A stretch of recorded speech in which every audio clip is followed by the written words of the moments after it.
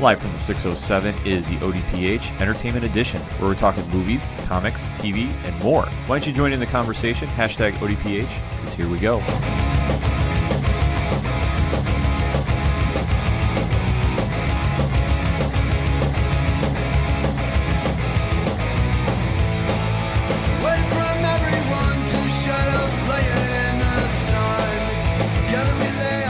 Welcome to another edition of the Ocho Duro Parlay Hour, hashtag ODPH podcast. I am your host, Kenem. Sitting across from me this week is the one, the only Padawan J. Hello, hello, hello. Folks, we have a lot of entertainment news to discuss with you, so hit us up on social media. You can find our accounts on OchoDuroParlayHour.com and hit us with that hashtag ODPH, because we want to interact with you because there's a lot to cover. Biggest story of the week had to be Game of Thrones and the mystery cup of coffee. Yes, that has since been digitally removed. Right. But we're going to break down the episode. You know the deal. If you're not into Game of Thrones, Pad, what are we doing for you? We're going to leave a time tag in the description of the episode. So basically, if you go hit more or whatever it is on the player you're listening to, I will put in the description where to jump to in the episode if you do not care for Game of Thrones or if you are a little bit behind and you don't want to be spoiled. We're doing that for you because we care.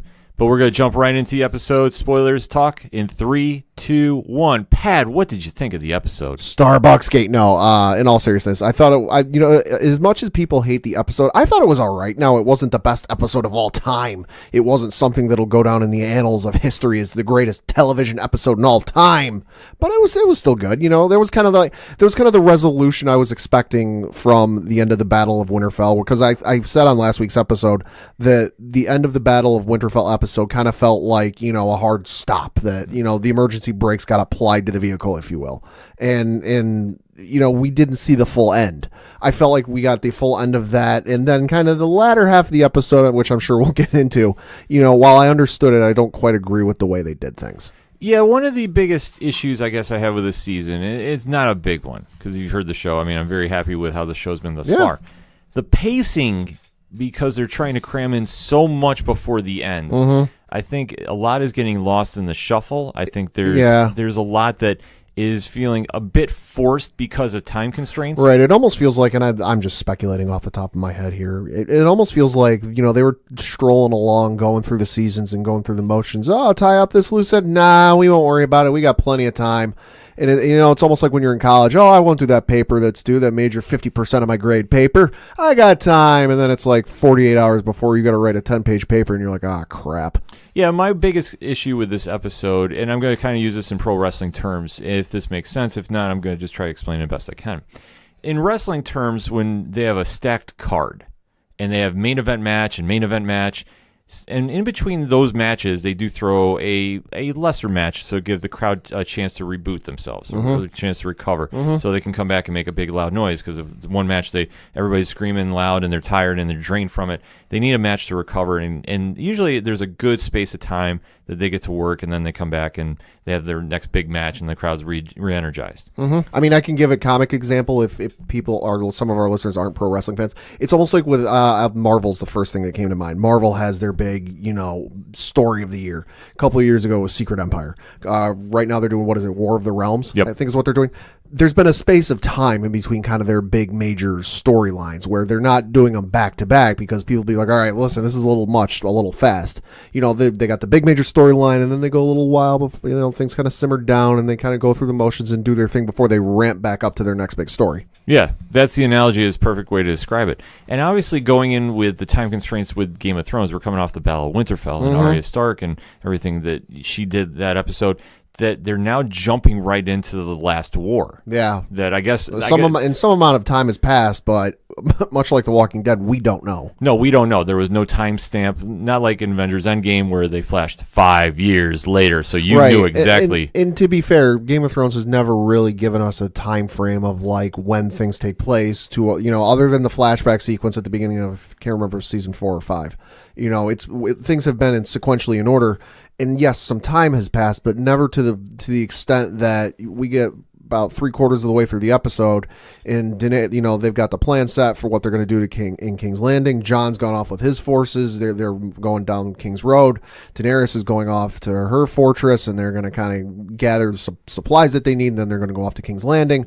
Her forces get decimated, and then, much like a Thanos finger snap, oh, hey, we're magically in King's Landing. Yeah, it's just one of those kind of weird pacing issues that it throws off, because as the episode starts off, they're celebrating the big Battle of Winterfell. Yeah. And this is essentially the last night at Winterfell for a lot of characters for different reasons. Yeah. But they're going through the celebrations. Every character is having kind of their own bit of farewell moment, so to speak. And you start seeing the tension boil over with Daenerys and Sansa and the fallout that Daenerys did not lead them to victory. No. It felt like, no, it didn't happen, but she is trying to make up for it. Obviously, she did make one power play move to try regaining some ground. Pat, break it down. So we all know Gendry in Game of Thrones is Robert Baratheon's bastard son, much like Jon Snow, what we thought was the bastard son of Ned Stark. Daenerys, out of the blue, although a couple people kind of predicted this might happen, Daenerys out of the blue in the party after the battle in the Great Hall or whatever it's called in Winterfell goes, oh, hey, Gendry, you're Robert Baratheon's illegitimate son right now, aren't you? He goes, yeah.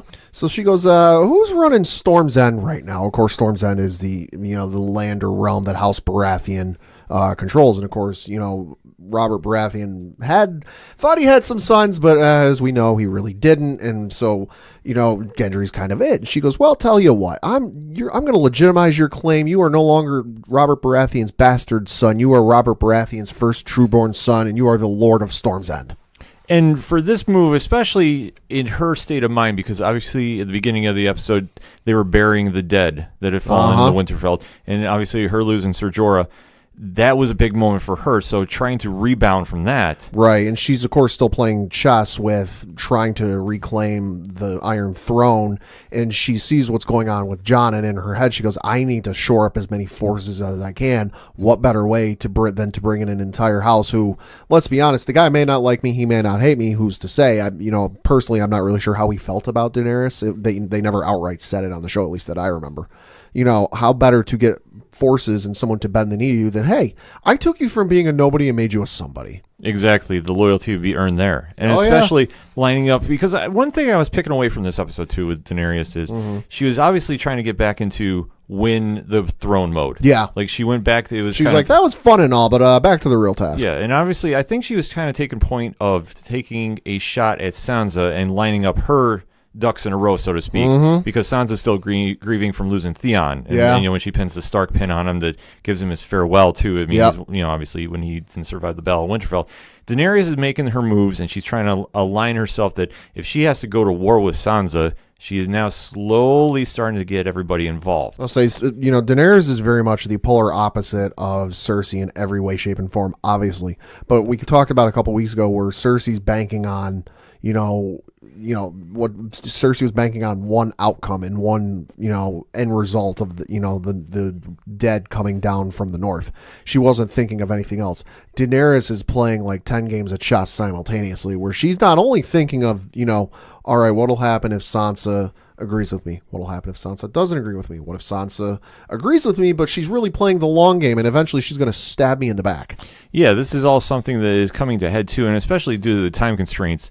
Everything's moving so fast that you just really got to kind of step back and go, okay, wait, what's going on? Yeah. Because at this point, too, her relationship with Jon Snow is dead in the water. Yeah, because it's a little awkward. I mean, I get that it's not uncommon in this time and in this period for, family members to marry each other. There's some who aren't kosher with it, and clearly neither of them are one of those people. Right. This is just one of those kind of real roadblocks from if things were different, it'd be a lot different and probably an easier ending to the story for him. But right, but the thing is, Daenerys still has feelings for him, and she says so in the episode. Yeah, she outright says it. So now it's going to get real messy.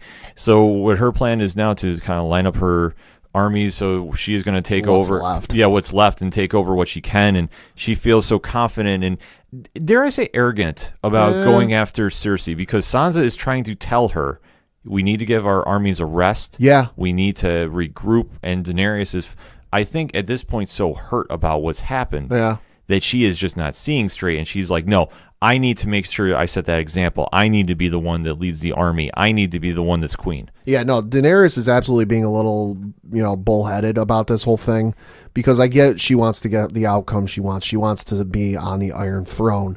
But no, yet Sansa's absolutely right. Her forces just went through the most grueling battle any of them will ever experience in their lives that we're aware of. I can't imagine whatever battle is upcoming in the final couple episodes is going to be any worse than what they went through against the living dead. Exactly. But Sansa's absolutely right. The forces do need a little bit of a rest. Now, I'm not saying a couple of years rest, but Lord, they need a hot minute to rest.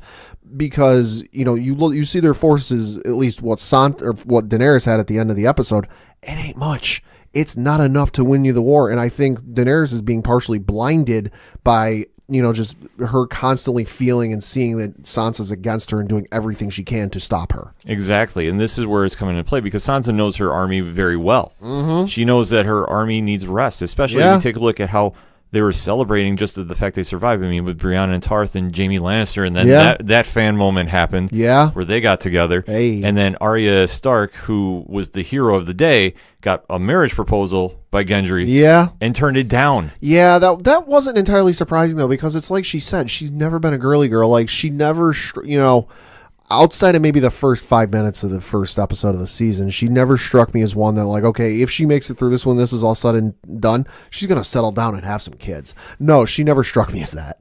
No, and obviously she's still focused on her mission to kill Cersei. Looks like she's still got a list. She still has a list. She's ready to go. The Hound is on his way to King's Landing too. Everybody's slowly making their moves. But the thing about this is, for the episode, this all happened within like the first 30 minutes. Yeah. Of the episode. Yeah. That basically we only had like the quick break from the Battle of Winterfell to recover. And granted, it's TV time. Yeah. You watch it, depending on when you watch it. And it was a good week, but still, it's such an epic episode of 80 minutes of just a battle that you still need that time to recoup and kind of, refocus on the plot. But this one jumped right into it because by 30 minutes into this week's episode, they're already heading down to King's Landing. Right. I mean, for us, it doesn't seem like much, but I mean, looking back, it feels like there was maybe a little bit of time that had passed because, there wasn't just one pyre they were using to burn the dead bodies on. There had to be, now I didn't count, I'm kind of ballparking off of my memory, there had to be 20 plus pyres there.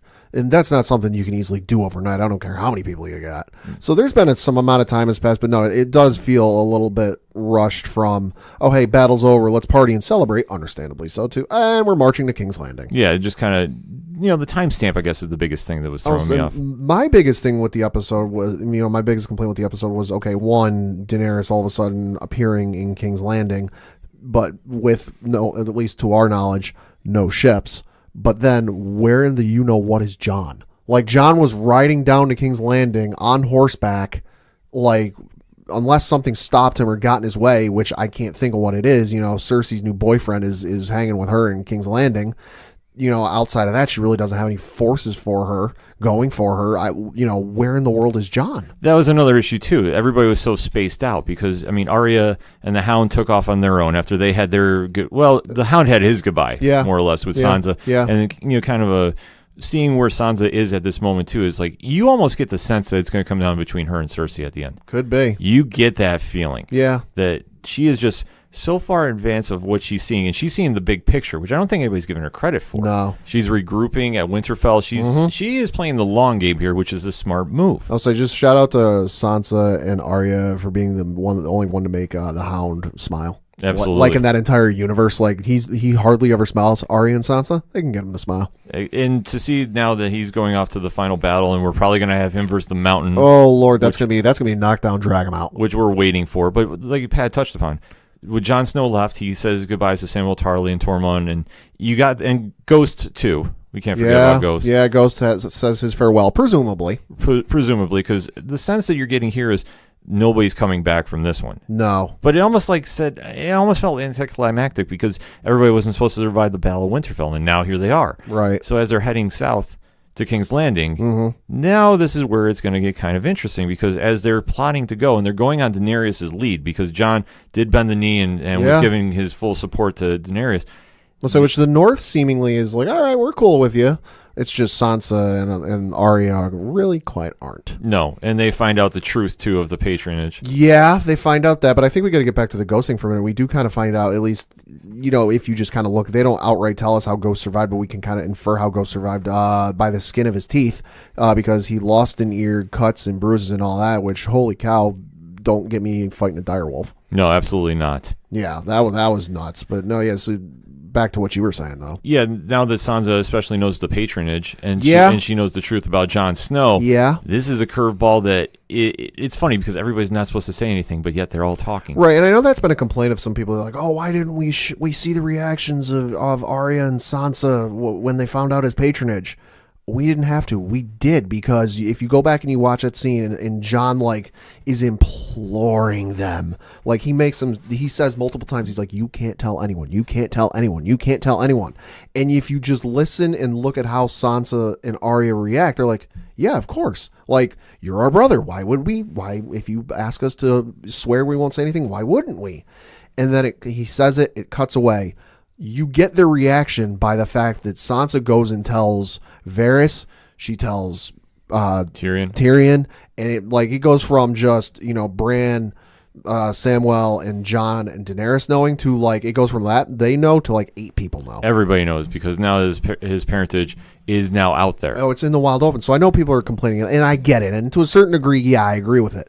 But you find out their reaction by the fact that Sansa squeals to the first 5 people she sees. And I think this is more of a power play against Daenerys too. Yeah. I think that fully was because she's obviously in this to win it. So as the forces are moving down to King's Landing and everybody's talking about this, they are surprised and greeted by Euron Greyjoy, who is allegedly the father-to-be of Cersei's child. Yep. In theory. That's what she claims. But, man, I can't take anything she says seriously about as far as I can throw her. And especially, too, because later in the episode, Jaime takes off on Brienne. Yeah. Or Brienne from Tarth, yeah. And he takes off for King's Landing to go confront Cersei or whatever is going to happen there. We don't know, but right, because the thing back with Cersei's child. At the same token, the end of last season, she told when she told Jaime about the pregnancy, he said, "Oh, are you going to say it's ours?" And she goes, "Oh yeah."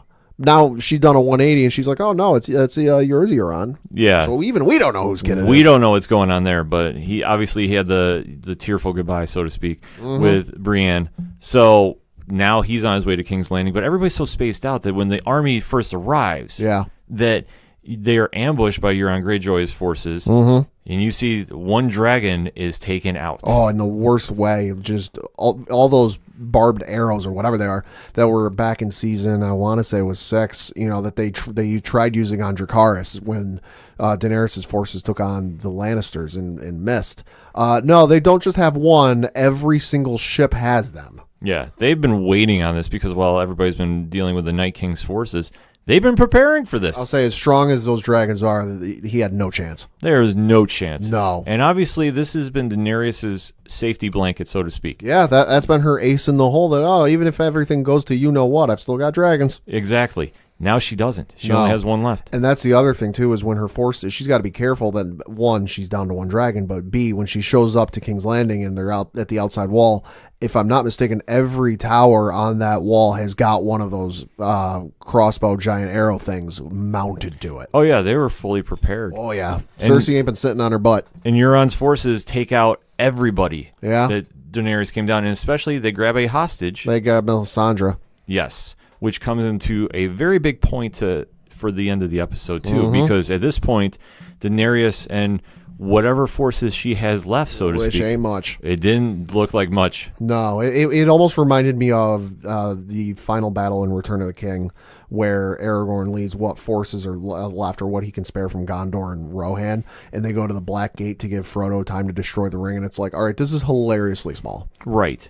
So they show up to the front gates of King's Landing, and they are greeted by Cersei the Mountain and Cersei's inner circle, so to speak, and who is standing right with them too. Well, we've been pronouncing the name wrong the entire time, so apologies. It's Missandei who's been missing. But so, and the other thing we neglected to mention was when Euron Greyjoy's forces attack Daenerys' ships, who they're sitting ducks because they dropped anchor. They get washed up on the shore, and Grey Worm starts freaking out. Where's Missandei? Where's Missandei? Where's Missandei? And then we never get resolution to that. But when Daenerys' forces finally show up to the gates of King's Landing, yeah, they got Missandei. They have Missandei right at the top of the gates, and like I said, there's so many characters that are just kind of misplaced here that we apologize. We were saying Melisandre, but Melisandre is on the top there, and they have a very big piece that they are trying to negotiate with to get one side to fall or the other, because Daenerys is saying if you do anything to Missandei, then obviously she is just going to unleash. It's like she's going to go full Mad King on him. Yes. And at this point... Which is about the worst thing she can do. Oh, absolutely. And Cersei is like, if you want her back, you have to bend the knee and surrender yourself, and that'll happen. And they get into that standoff where Tyrion has to come out and of all people... Yeah, he's got to beg. He has to go beg and try, making peace with Cersei, who's just not hearing this. Right, because I think at this point, Daenerys is one half step away from going full Mad King, because everything is unraveling in front, because her plan, but for the most part, it's had some bumps and it's had some hiccups, but it's been pretty smooth riding from the time she really set out on this plan of I'm going to take back what's rightfully mine.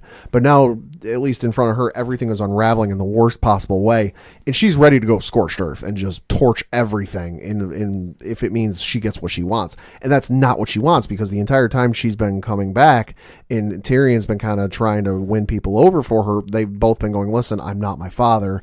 I'm not going to make the same mistakes he did. She does this. Everyone is going to see, well, you're no better than your father. Why should we follow you? Exactly, because when Missandei's final words, what does she yell out? Well, I don't know if she necessarily yells it out or she just kind of says it, but she says Dracarys. Yes. Which is odd because Dracarys is dead. No, but that's where the moment is, ignite everybody and burn everybody down. Oh, okay. Well, still, she ain't helping matters. No, she is just saying, take everybody out, because she knows that she is not surviving this, and the mountain does what the mountain does and decapitates her. Mm-hmm. And at this point, this is the final pin that snaps Daenerys, and she is just ready to unleash whatever she has left. Yeah, she's got a real mad look in her eye. Yes. So that's where they leave it off. Jon's somewhere. Jon is somewhere. Jaime's on his way. Arya and the Hound are on their way, but they're not together. This is just such a bad plan that Sansa knew from the get-go. Yeah. And this is where Sansa is really... Sansa is going to be like, not going to say I told you so, but I told you so. Well, I think that she's saying if you're going to do this, you're going to kill off all your forces. And I'm just going to come swooping in. And I'm going to look like such the better leader. Mm-hmm. That she knows long game that this is going to win for her.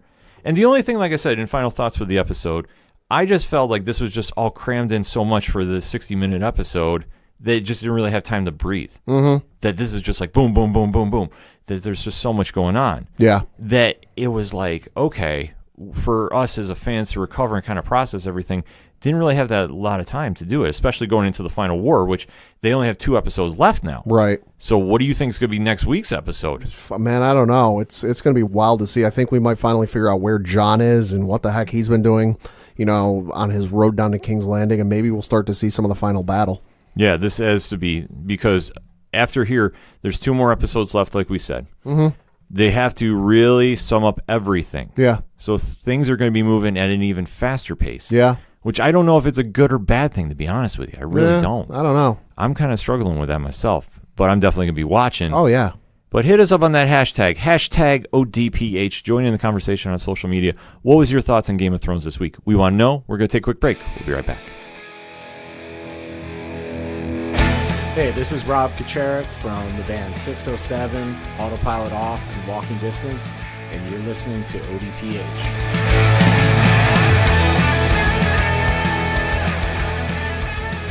Coming back for another segment on this edition of the ODPH podcast, and we have to talk about post-Avengers Endgame. Because the spoiler embargo has been lifted. Yep. But in case you're trying to still duck spoilers, which we will try not getting into too many, we are going to be talking about the Spider-Man Far From Home trailer, which dropped Monday. Yeah, like as soon as the Russo brothers imposed spoiler embargo lifted, that trailer came out. Right, so you have been forewarned. We are going to be breaking down the trailer, so if you've been trying to avoid it, we're giving you fair warning now. But in 3, 2, 1, Pat, what did you think of Spider-Man Far From Home? I love the trailer. I liked the first trailer, but understandably it felt a little empty, but that was because it came out pre-Avengers Endgame, and they were obviously kind of leaving some things out because you didn't know how Avengers Endgame was going to go. Now that Avengers Endgame is out and the spoiler embargo has been lifted, man, this movie looks awesome. This movie looks absolutely incredible thus far from what we've seen. And this trailer definitely did its job. Coming out July 2nd at the box office. So, yep. And they open up right with Tom Holland, too, explaining. And I know everybody's complaining, like, oh, we get it. There's spoilers. We're just trying to make sure because there's still some people that have not seen the movie. Yeah. They're getting fairly warned. Hey, we're talking it. So if you're trying to avoid it, we're giving you fair warning because we don't want to ruin the movie of Avengers Endgame for you because of how epic it was. Yeah. But Holland, which I was very surprised, he actually seemed very composed because usually at this kind of moment he kind of gets a little amped up and going in interviews. But he really kept his composure and kicked into the movie. And it starts off with Spider-Man looking at an Iron Man mural. Yeah, and there's even one shot where, because this movie takes place minutes after Avengers Endgame happened, and Peter's on the plane with Happy, and they're talking about the events during Avengers Endgame, and you just look at Peter's face and he's red-eyed. He's been crying for hours. Yeah, the gravity of losing Tony Stark in Avengers Endgame has really taken its toll on Peter, especially because Peter looked at to him as a mentor. And he was the father figure. Yeah.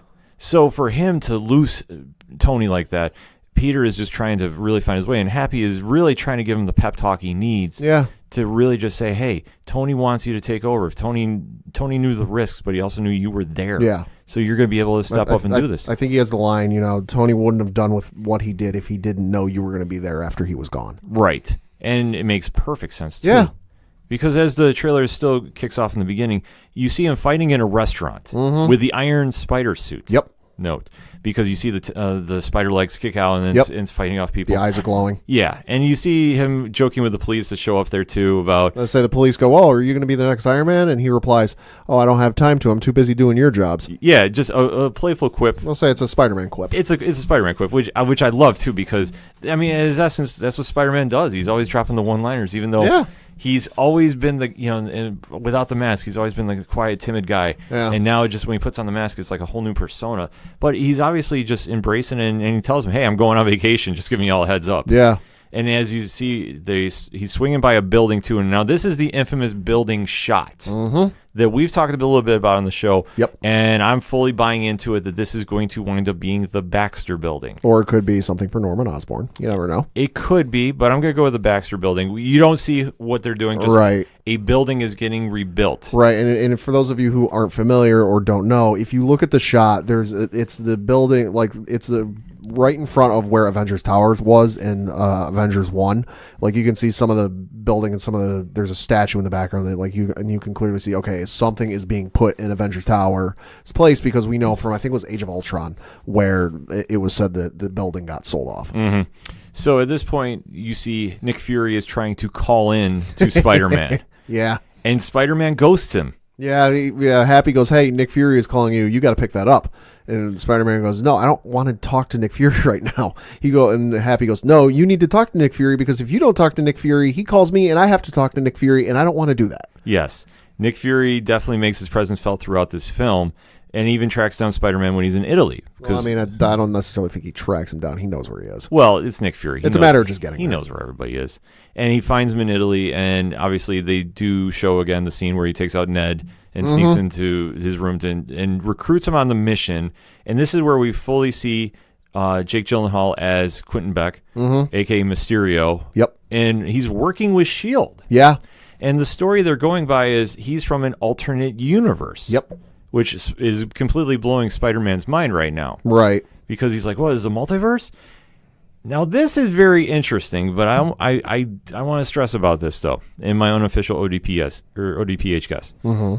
I don't think this is going to be the key that brings the Fantastic Four and the X-Men back. I'm just going to say this, and I know I'm beating a dead horse, and this horse is beyond dead. The X-Men and Fantastic Four will not be in this movie. I wasn't saying they were going to be in this movie. I know, but I know you're not saying, but I'm saying it. Okay. Because I know people are going to multiverse, they're going to bring him in. No, they're not bringing in Patrick Stewart. They're not bringing in Ian McKellen. They're not bringing in Hugh Jackman.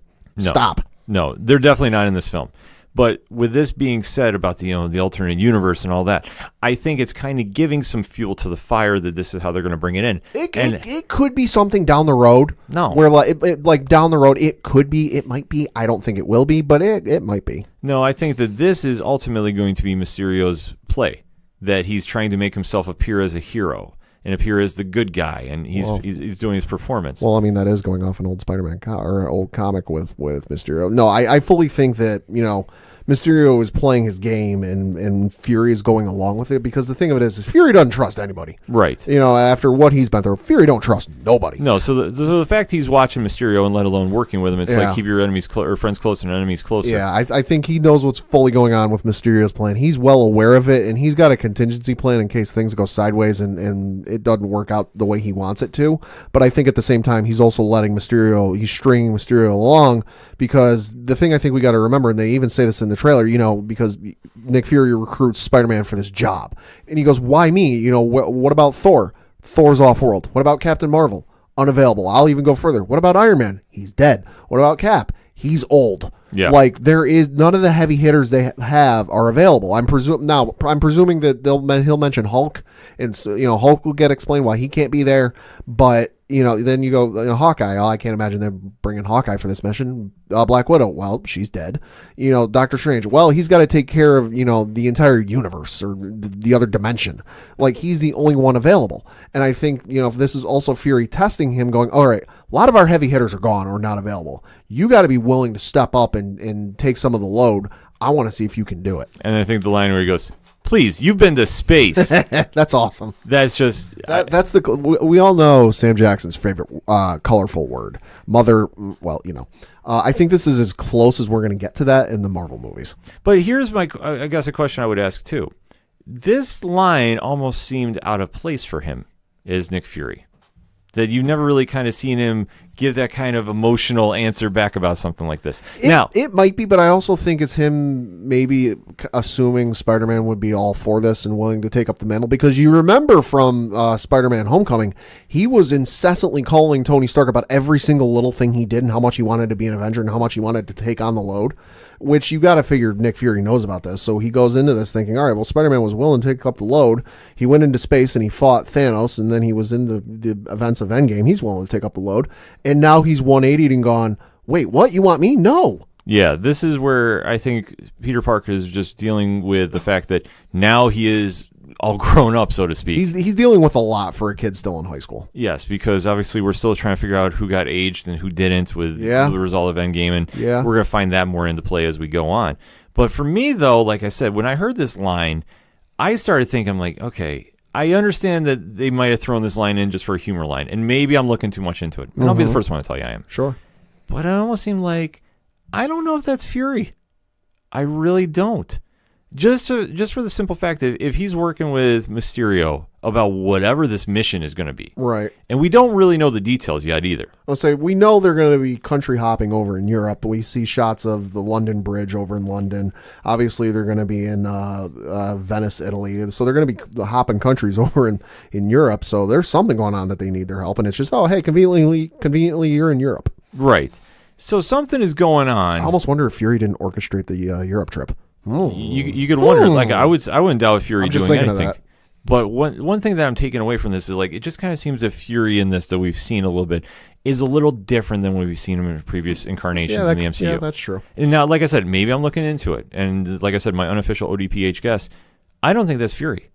I'm going to go out on a limb and say that's the Chameleon. Okay. I'm going to go out on a limb and say that maybe that's a big reveal later on.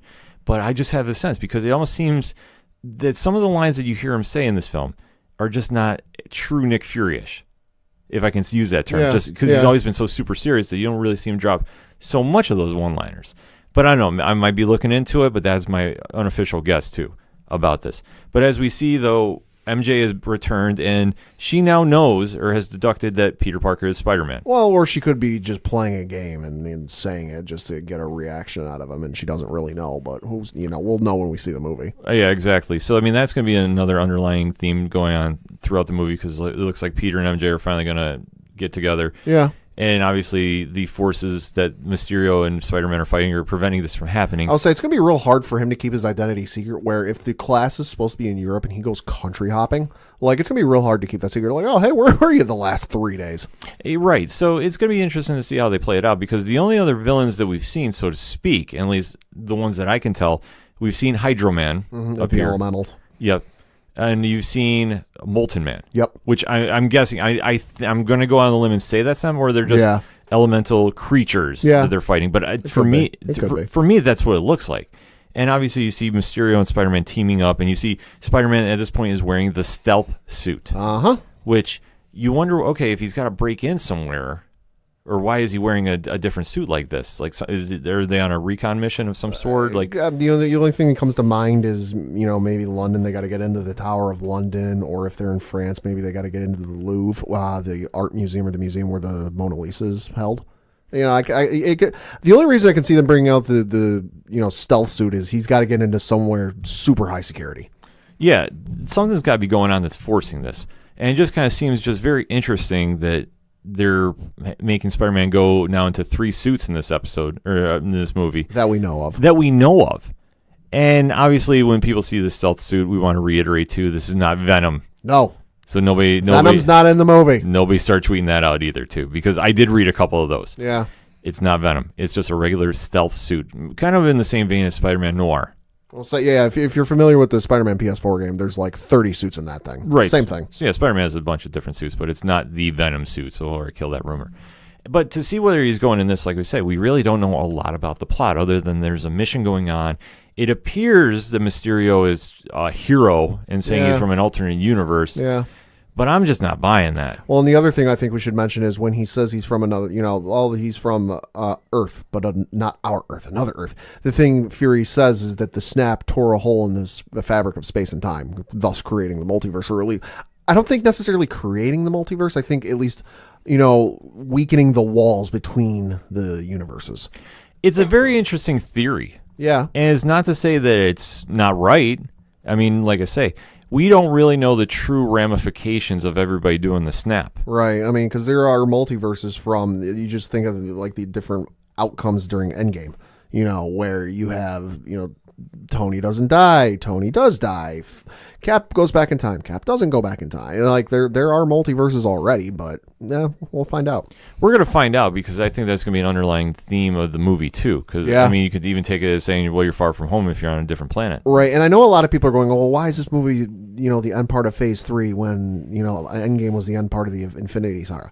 To me, this movie is almost feeling like a bridge between sagas, whatever the next one is going to be called, because the Infinity Saga is over and done with. Endgame was the end, end scene for the Infinity Saga. This, to me, it doesn't feel like a throwaway movie, but it feels like a bridge where it feels very reflective with Peter reflecting on Tony and Iron Man and what he meant and what he does. And the thing I did want to mention, Thanos was right, back in Infinity War, he said, I hope they remember you. Clearly they do.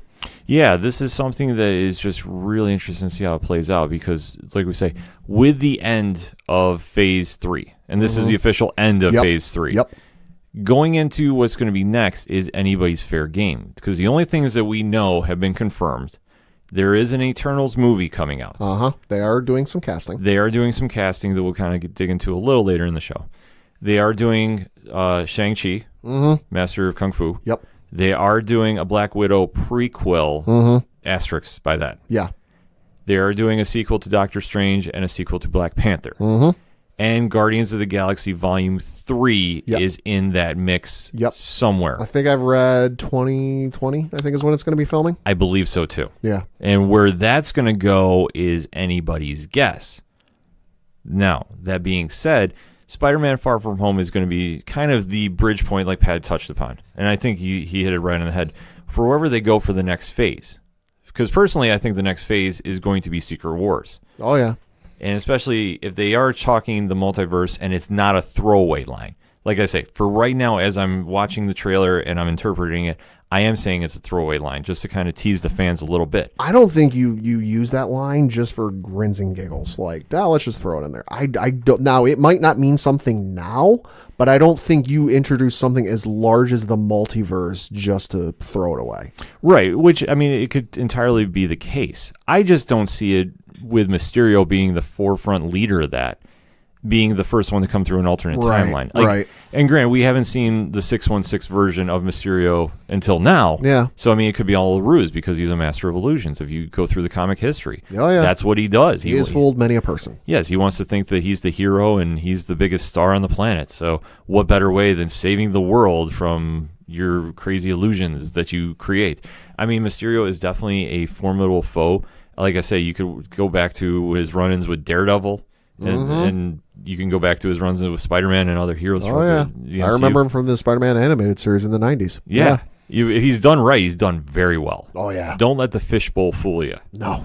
Which I think is, they did show that in the trailer again too, which I like. They're keeping the classic Yeah, costume. it looks good. It looks good. It didn't look bad at all. But I guess to close out the segment, Pat, final thoughts on the trailer. You know, I was already excited for this movie. I've always been a fan of Spider-Man and his stories and kind of everything about him. This just gets me even more excited.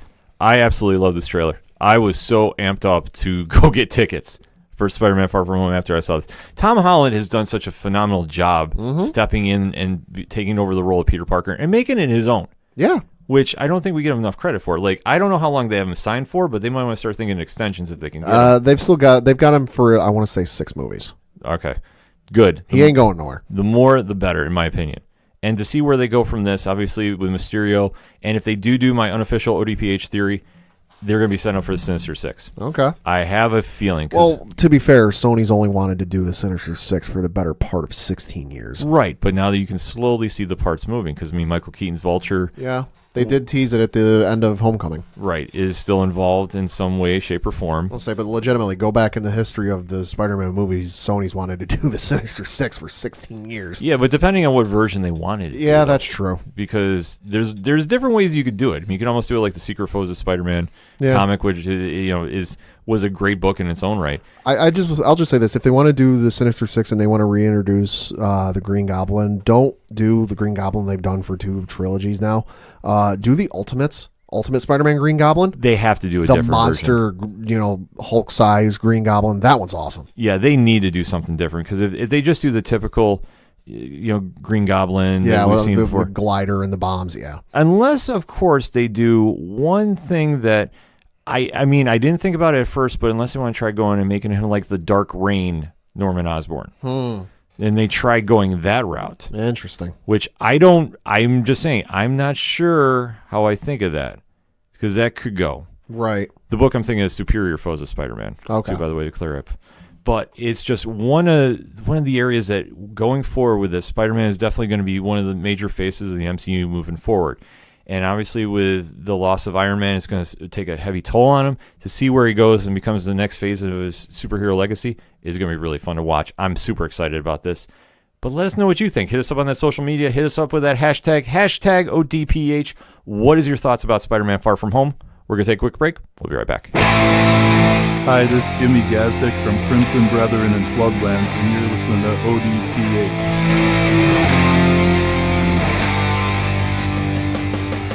Coming back for another segment on this edition of the ODPH podcast. And this Friday, them agents are back. Yes, sir. Agents of S.H.I.E.L.D. returns on a very, very surprising move, but we're super excited about that here on the panel. Yes.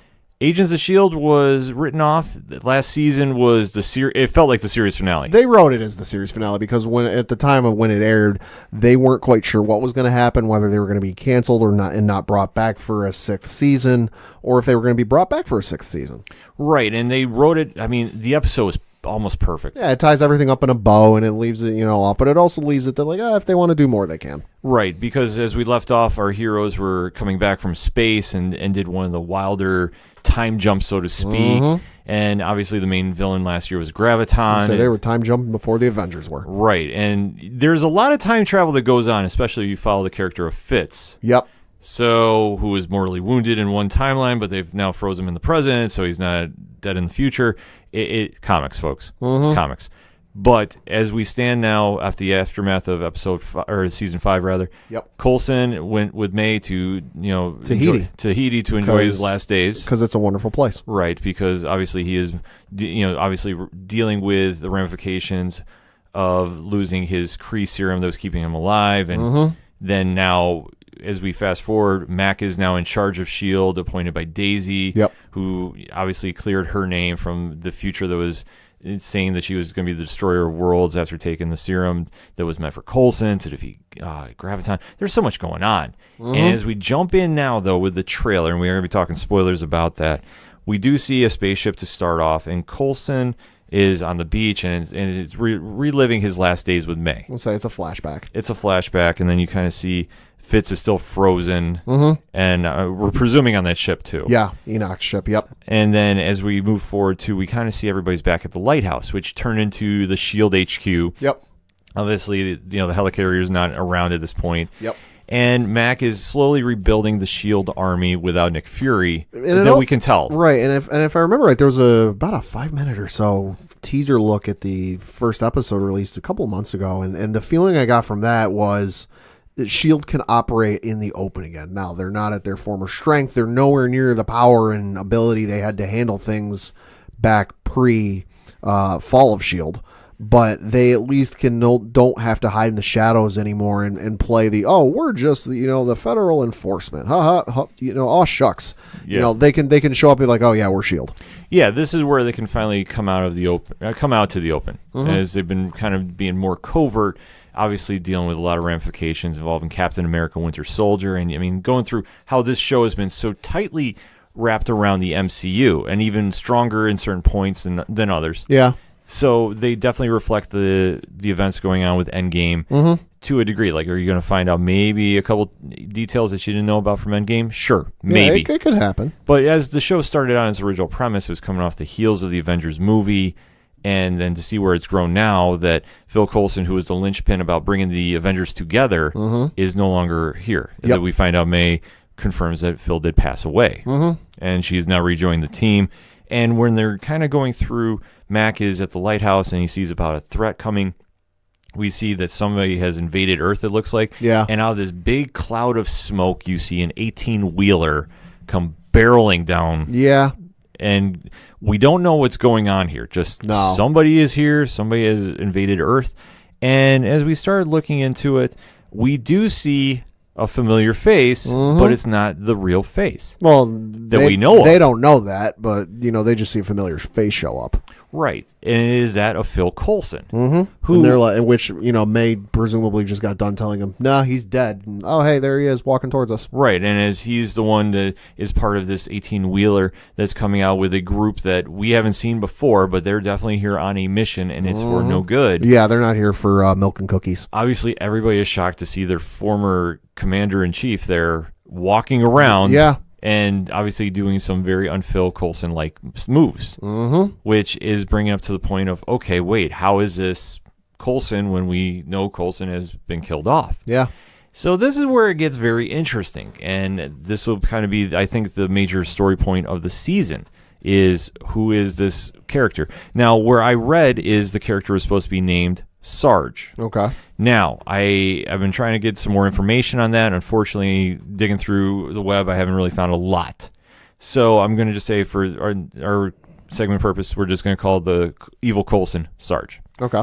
So as we see, Sarge is with a group of mercenaries that are on Earth, and we really don't know what's going on. We do know one is named Malachi that is with him, and there's another character that they did show briefly named Izel. That is, we're not sure what her story is going to be involving them. Maybe kind of she is on the run from them, and they're trying to get her for whatever reason. The one thing about S.H.I.E.L.D., though, is past seasons they've been dealing with a lot more of being in space and kind of tying into, I don't want to say like the Captain Marvel side of things, but they have been dipping a little bit more towards that, especially with season 5. Yeah. So I could definitely see this kind of coming into factor as they're showing that this team is now on Earth and they're kind of running around, and you see different things going on, that there's fights going on, and you see at one point Mac versus Sarge, which is wild to see. It's wild to think about too. Yeah, because the team here is just outright shocked that they're seeing their former commander now fighting them. Right, because everyone on that team and anyone who's ever met him has the utmost respect for Phil Coulson, like, and everything he's done and everything he's laid on the line. Just to, like, can you imagine being like someone who works at S.H.I.E.L.D., walking into a room and you see the face of your former director, your former boss, fighting your new boss and going, wait, what? And especially he makes a line, too, because when they have May captured at one point, they say, this is the first time I've ever been on a planet and somebody's recognized me. Mm-hmm. But he's like, but I'm not who you think I am. Right. Which is really interesting to see, because now this kind of opens up some cans of worms that, we'll get into after we give the breakdown of the trailer, because as it goes on further, though, you're starting to see more fighting going on, like we said, Mac and Coulson, and you see May involved in a sword fight with somebody. Mm-hmm. Which I don't like that other person's odds. I don't it's either. May. It's May. She's pissed off. Yeah, you have an angry May, look out. Like, she has been arguably their strongest member on that team. Mm-hmm. And if you have her angry, look, you're not going to make it out of there. Yeah. Not in one piece.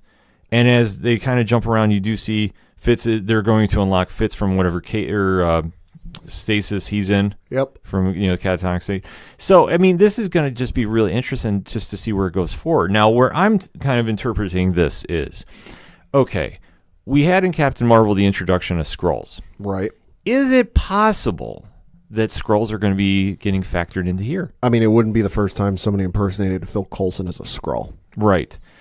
Which, it could be another case of that happening. Could be. And especially, who's to say that the Phil Coulson we've known for years wasn't a Skrull post-Tahiti? That is true. We don't know. I mean, there's a lot of moving parts that are going on with it. All we know is Phil Coulson disappeared after he died in Avengers 1, and then he reappeared on Agents of S.H.I.E.L.D., and he was okay. Yeah. And well, there's a lot in between that, like, we kind of know the details of, but we really don't. Yeah, there's so many moving parts going on with that, too, that it's very tough to kind of figure out, because one thing that I was getting told by a couple listeners is the villain of Captain Marvel, Talos, the Skrull, apparently is in the trailer for Spider-Man Far From Home, too. Okay. In the background of when they're showing the school scene. Okay. So who's to say that, okay, well, we have a Skrull pop up here. We're having one pop up on Agents of S.H.I.E.L.D. Maybe we're leaning towards the next direction is going to be Secret Invasion. We'll say they have been mentioning Kree for a hot minute on Agents of S.H.I.E.L.D. Right, and if you mention Kree, Captain Marvel's name is really attached. Not saying that Captain Marvel is scheduled to appear on the show. No, she'll get name dropped, though. She'll get name dropped, of course. But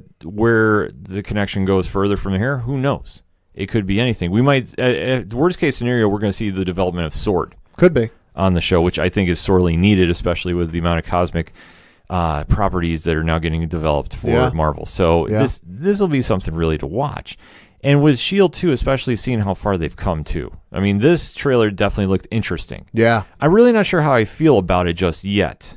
I'm excited for it. I'm intrigued by it. I'm intrigued, but I don't know the direction they're going to go in, because obviously we see Coulson now leading a different group. Right. We don't know what their mission is. We don't know why they're on Earth. Right. And we don't know why Coulson this character is looking like Coulson if he's not Coulson. Right. I mean, I get the feeling with this, though, because we know there's this upcoming season 6, and if I'm not mistaken, there's a season 7 coming afterwards.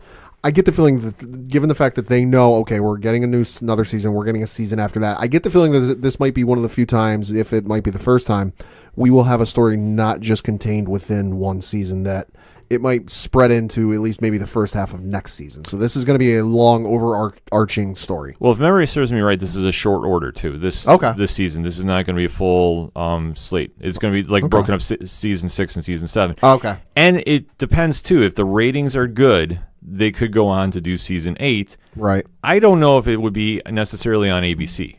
I could see it definitely going to Disney Plus at some point. Disney Plus is coming out in November. Right. So who knows what the future is going to hold? The only thing we do know is there's going to be a season 6 and there's going to be a season 7.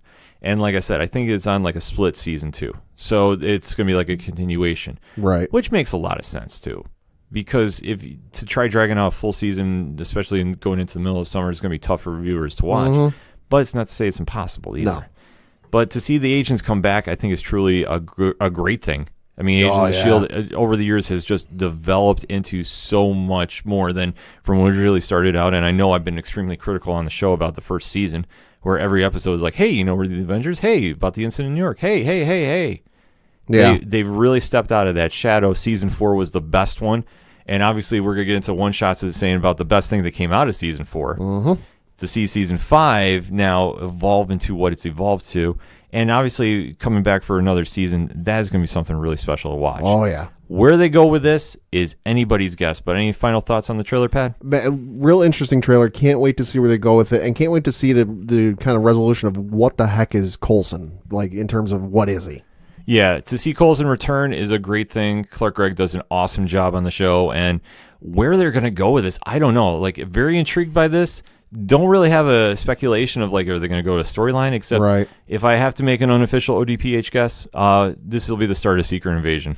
So get ready, folks. But hit us up on the hashtag ODPH. What is your thoughts about the Agents of S.H.I.E.L.D. return and trailer? We want to know. We're going to take a quick break. We'll be right back.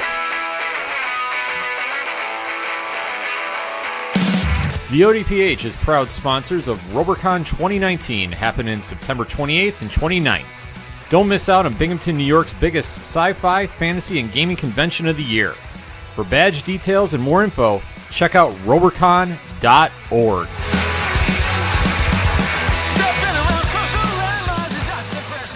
Coming back for the final segment on this edition of the ODPH podcast. Pat, kick us off with those one-shots. Well, I've got to talk a little bit of Star Wars news, because there was some interesting Star Wars news this week.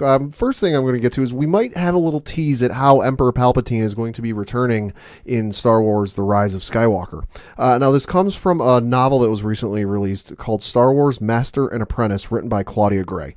Reading through it myself, great book, highly recommended if you're a Star Wars fan. But the book is set before the movies, specifically when Qui-Gon is first taken on Obi-Wan as his apprentice.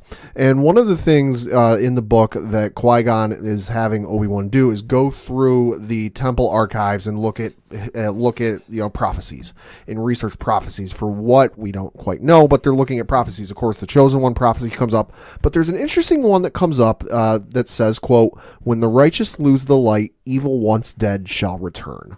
Now, obviously, everyone knows prophecies have a very large part in Star Wars, and more often than not, they're not just thrown around for fun and throwaway lines. If you read into it a little bit personally, when the righteous lose the light, light could be read as Luke Skywalker dying.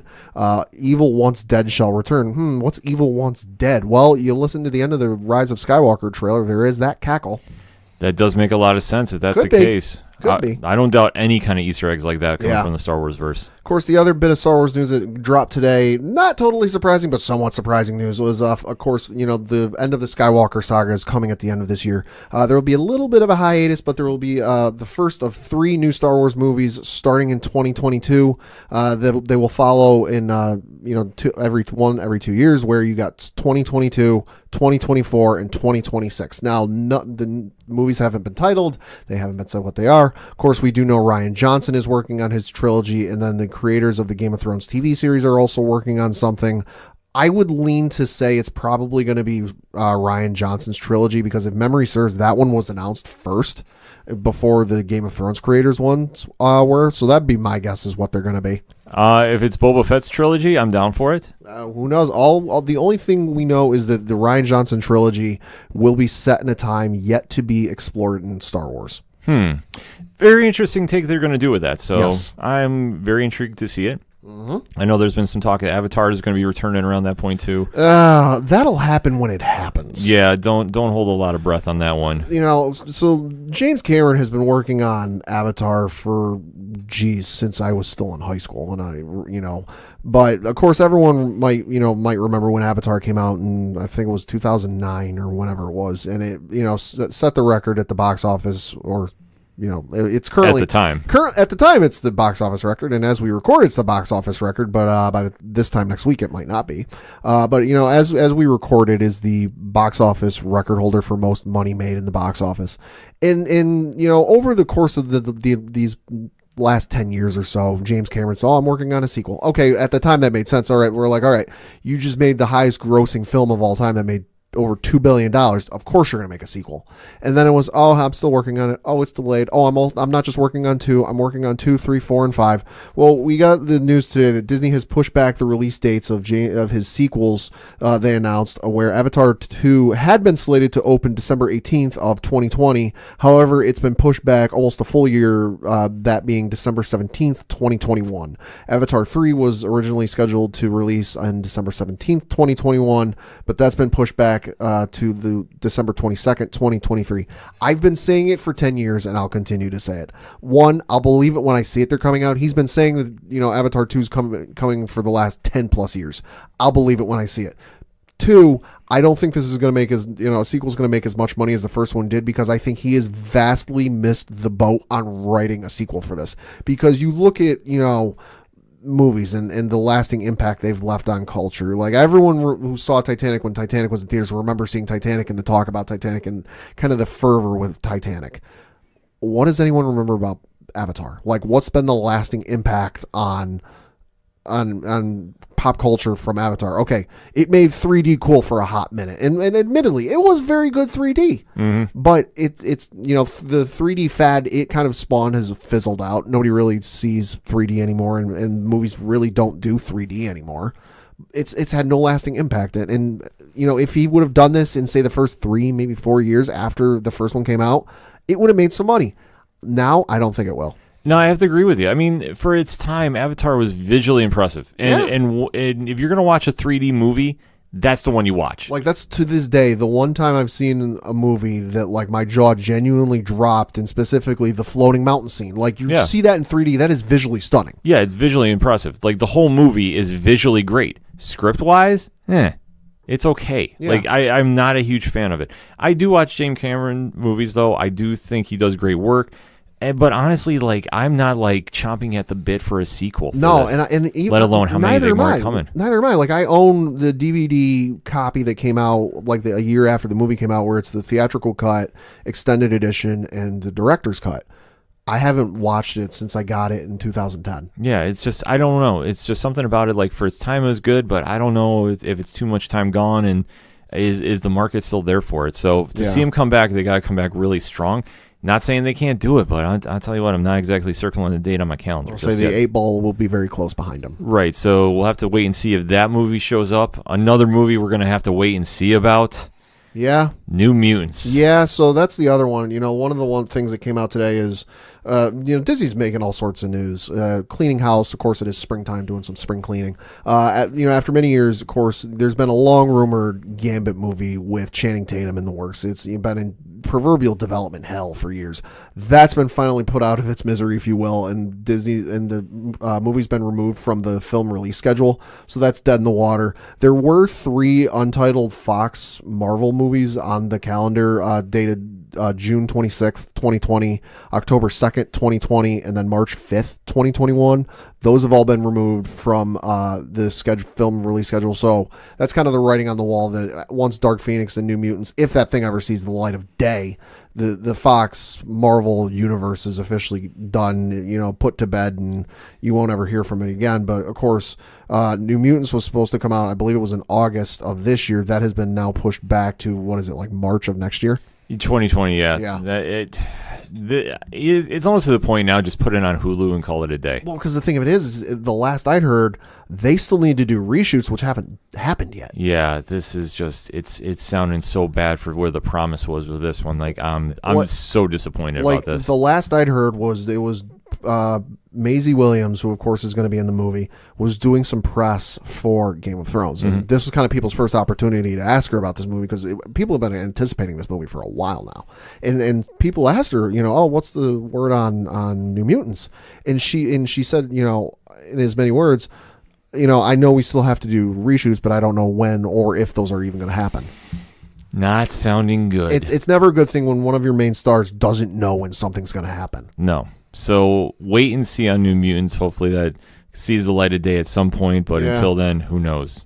And we got one more one-shot pad? Yeah, so there's been some interesting news. Of course, we kind of alluded to it earlier. What's the future for the Marvel Cinematic Universe? Now that Thanos is taken care of, what's going to be next? Well, one of the next movies coming down the pike that they're doing some casting for is going to be Marvel's Eternals. Ken, you want to, for those who don't know, what are the Eternals? Okay, the Eternals in a nutshell are genetically enhanced humans that the Celestials kind of tinkered with. The easiest way to describe them is they're very loosely based off like the Greek gods. Okay. It's kind of like, you know how when we compare superheroes from Marvel and DC, they kind of run in the same vein. Yeah. This is like Marvel's version of the new gods to a degree. Yep. Like, they're very interesting, and they have a very unique history with Marvel. Mm-hmm. I mean, their huge antagonists were the Deviants, and they've gone through stretches where, I mean, they're not household names. Right. But they have had an impact in Marvel, and I know they've had different runs throughout the years. I know one was an Avenger at one point, Cersei. Yeah. So to see what they're doing with this movie, and I know they've added Hercules to the cast of this too, right, is really interesting. And I know I believe you break down the casting they did? Yeah, no, so Angelina Jolie, interestingly enough, has been cast in this movie. We're going to get Angelina Jolie in a Marvel movie. Yeah, I'm banging she's Cersei. Yeah, so then you've got, and I apologize if I butcher this name, Kumali Ninjani. You might know the face, but you might not know the name. He's probably best known for, he was in Central Intelligence with Dwayne Johnson and Kevin Hart. He was in Life as We Know It and The Big Sick. But interestingly, they have cast one Richard Madden, or they're in talks to have Richard Madden star in the movie. Ken, who is he again? He is Robb Stark, the original King of the North. Yeah. So seeing him join the movie, and I think he's playing Icarus, if I'm not mistaken. Or that's what people are kind of casting. That's the rumor he's going with. Okay, that makes sense. That's a big move. This movie is going to be really interesting when it comes out. And I say this, Marvel has taken some shots with characters over the years. I mean, who would have thought Guardians of the Galaxy and Ant-Man would have been box office smashes? Well, I mean, to be fair, Iron Man was also a risk at the box office because at the time the movie came out, he wasn't exactly an AAA A+ player in the Marvel universe. Right, but the difference is, though, I think with Iron Man is more people knew about Iron Man. Yeah, that's true. To really say, hey, we're going to push Ant-Man. Yeah, that's true. Because, I mean, Ant-Man's been around for years. Same with the Guardians, which the Guardians only had their recent renaissance with, the Abnett and Lanning run and going from there. It's for them to really take a shot with Eternals is truly saying something. And I'm very intrigued by it. I don't know exactly what to think about it. But I don't doubt Marvel at all. That until they make a bad movie, I'm not doubting them. Yeah, this is something that, to see them move forward. I don't know exactly the direction they're going to go with this, but I'm not doubting them. No. But like I said, they pulled off magic with Guardians of the Galaxy. I mean, a lot with the Andy Lanning and Dan Abnett run, which I absolutely love. That run, for me, that is my go-to run for the Guardians. I don't doubt them doing the Eternals. Just the Eternals is going to be a tough sell, in my opinion, because, like I say, you have to really get into the cosmic factor with like the Greek mythology and going from there. It's not to say it can't be done, but it's going to be really something to do. But I never doubt Marvel, never. So, like the casting, and going to wait and see what they got moving forward. Yeah. So for my one shots, I got I shout Cloak and Dagger out, and this week's episode, Olivia Holt puts on the performance of the series thus far. Going through this, I'm going to be talking some spoilers. Going through when she was kidnapped and she was getting drugged and just reliving like the worst moments of her life in different time frames. That she's kind of getting shown what could have happened but didn't, and you now know who the true villain is of this season, and just the performance she did, which she essentially played 4 versions of herself throughout the episode. And, I mean, Aubrey Joseph did a great job as well, too. He always just wanted to be in that timeline, too. This was just Olivia's best performance, though, I think, to date. Just what goes on throughout that entire episode. And just to see the different variations of, Tandy in her own head and what goes forth, obviously, with what is going on in the real world with her. And I really pity the villains that are going to be dealing with Cloak next episode. Yeah, they're not going to be happy. They are in some serious trouble, and I think Aubrey Joseph's going to absolutely crush that episode. But Olivia Holt, I cannot compliment that episode enough. Freeform, Thursday nights, watch it on demand. You need to see this episode, folks. Absolutely need to see this episode. And for my last one shot, We kind of alluded to it when we were talking about Agents of S.H.I.E.L.D., but I am super excited about this. It has now been announced that on Hulu, not Disney Plus, Nope. Hulu, they are going to do a live-action Ghost Rider and Hellstrom series. Now, Ghost Rider is going to be the Robbie Reyes version that we saw Gabriel Luna play on Agents of S.H.I.E.L.D. Season 4, and he absolutely killed that role. If you were not a fan of that version of Ghost Rider by the time you got done watching that season, there was no help for you. He did an amazing job, so they're going to kind of spin his character out. I don't think there's going to be a connection to Agents of S.H.I.E.L.D., and they're going to really emphasize about what happened on his time on the show. They might reference it, but I feel like they're not going to spend entire episodes about it. It might just be something they reference maybe at the beginning of the first episode, and then they go from there. Yeah, just kind of in a vague reference, but I don't know where this is going to go. This could possibly lead into maybe a Johnny Blaze appearance on the show. My fingers are still crossed. It's going to be Norman Reedus playing that role. Oh, well, if only. Now, the only reason I say they might reference it at the beginning of the first episode is I get the feeling because it's this character, and as much of a following as this character has from over the years, that there's going to be a lot of people jumping into this without having seen a minute of Agents of S.H.I.E.L.D. And they're not going to, Disney, Marvel, ABC aren't going to sit there and go, hey, you need to go watch this couple episodes from Agents of S.H.I.E.L.D. season, past where to really understand what's going on. No, they're just they might give you a 5 minutes, cliff notes, spark notes.